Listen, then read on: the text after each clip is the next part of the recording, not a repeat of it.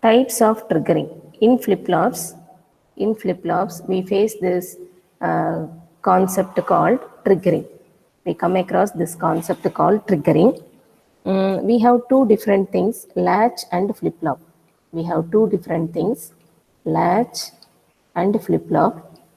So flip-flop will have clock. Latch will work without clock. Latch will work without clock. In general, latch will follow level triggering. In general, latch will follow level triggering. That is the first type of triggering. And flip-flop generally follows edge triggering. Flip-flop generally follows edge triggering. You can also remember like this. The latch first letter word is L. Latch first letter word is L. So level triggering first letter word is L. So whenever latch is there, it is level triggering. Okay, if it is not latch, then it will be edge triggering. If it is flip-flop, then it is edge triggering. If clock is there, that is called flip-flop. If without clock, that is called latch. But both are 1-bit storage elements. Both latch and flip-flop, both of them are 1-bit storage elements. Now I am going to level triggering and edge triggering. Level triggering and edge triggering. If you see here, edge triggering, it is again of two types, positive edge triggering, negative edge triggering. Positive edge, negative edge triggering. It is otherwise called as rising edge. Rising edge is called positive edge, and falling edge or trailing edge. Trailing or falling edge is called negative edge. Other name is leading, rising. Other name is leading edge. Other name is leading edge. I will tell you what all this terminology mean.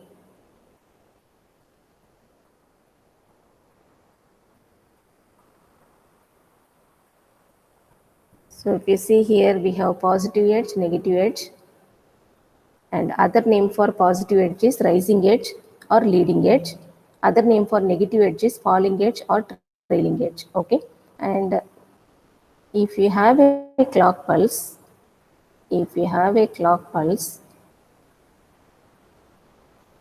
rising edge means it is very clear. This is called rising edge. Operation will take place only at the rising edge. Other name for rising edge is leading edge or positive going edge. Positive going edge. This is a clock. If operation take place at the falling edge, the flip-flop operates at the falling edge, it is called trailing edge or negative edge triggering. Negative edge triggering. Okay. And if you see a flip-flop, in textbooks or in some questions, if it is JK flip-flop, you are going to give the inputs J and K. Output is Q and Q bar. Output is Q and Q bar. If you have something like this at the center, if you have a clock applied, okay, so that is called without, if I will draw the second diagram also, so you will understand the difference. This is again JK flip-flop and the inputs. If I have a bubble and a representation like this for the clock, output is Q. This bubble is called negative edge triggering. Without bubble, it is called positive edge triggering. Generally, if there is a flip-flop,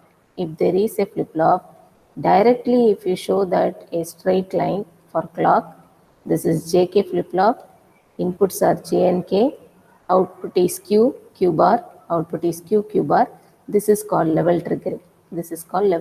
If at all, in the diagram, okay, if the representation is like this, it is called level triggering. Level triggering means if you have a clock, this is level, positive level triggering. Operation will take place when this horizontal part of the clock is passing through, then the flip-flop will give output. Okay, when this horizontal constant level is passing through, only then output will be generated. That is called level triggering. Okay, edge triggering means positive edge, negative edge.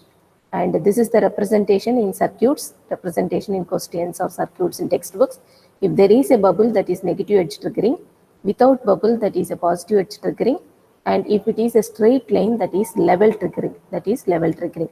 This is all about the types of triggering in latch and flip-flop.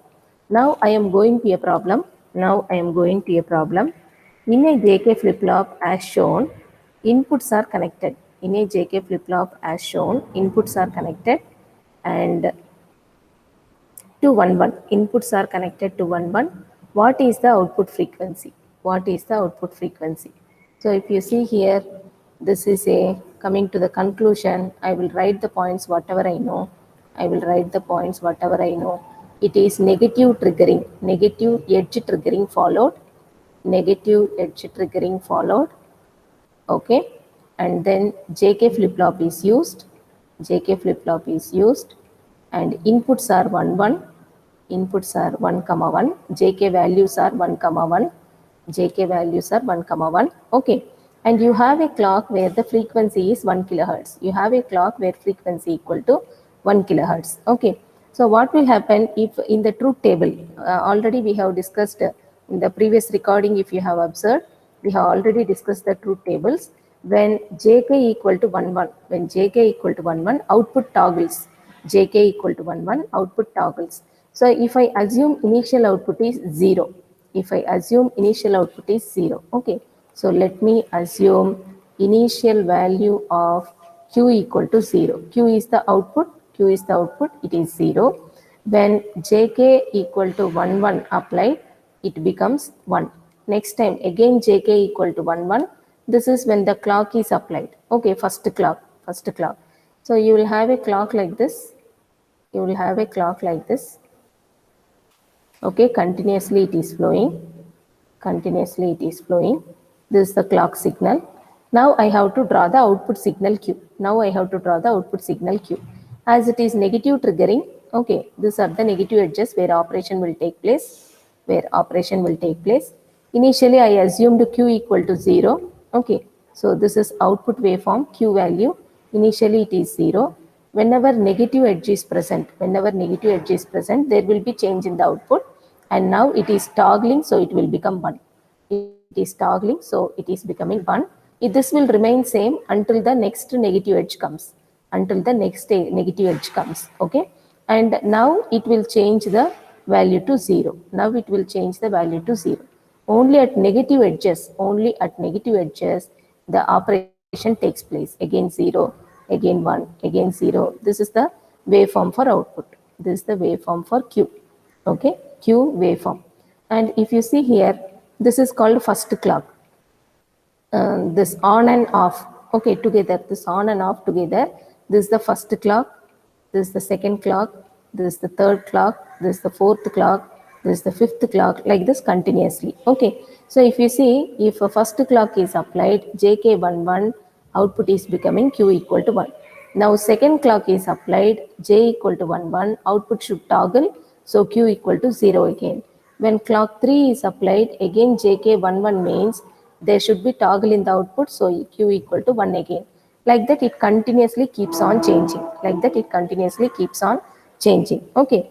If you see the time period, if you see the time period, this is the one positive, one negative. This is the time period for clock signal. This is the time period for clock signal. I am writing it as capital T suffix CLK, clock time period. Okay. But if you see, this is again one more time period, one positive, one negative. This is a second time period. This is third time period, like that. Okay. But if you see the, or just 1 minute, because you should have a clear idea. Just 1 minute.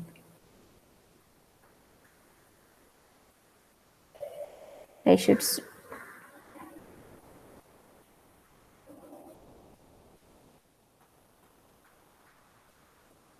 undo operation is not here. Okay.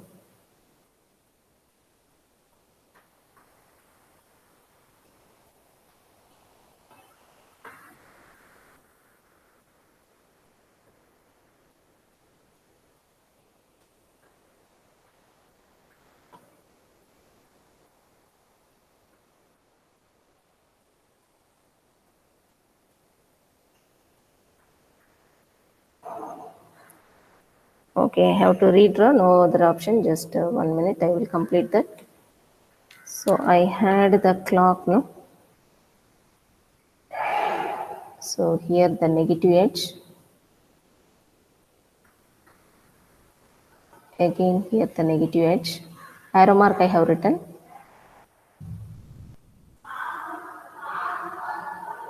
Here the negative edge, here the negative edge for the clock, something like this, okay? So everything went something, went bad, it's the waveform went bad. So the thing is, so what I intended to tell here, this is the time period of output signal, this is the time period of output signal, okay? And this is another time period, one positive, one negative, another time period. But if you say this is the time period of clock signal, and this is again one more time period of clock signal, okay? This is T clock and this is T clock, okay?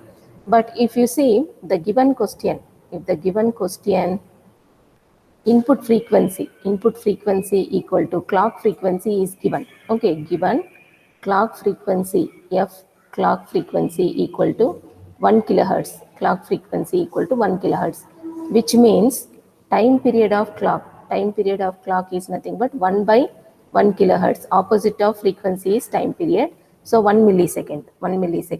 So here output frequency, output time period equal to 2 times of clock time, 2 times of clock time, which is nothing but 2 millisecond. So from here, if you calculate the output frequency, it is 1 divided by time period, okay? And this is 1000 by 2, which is 500 hertz, What they have asked is calculating the output frequency, and answer I got is 500 hertz, okay?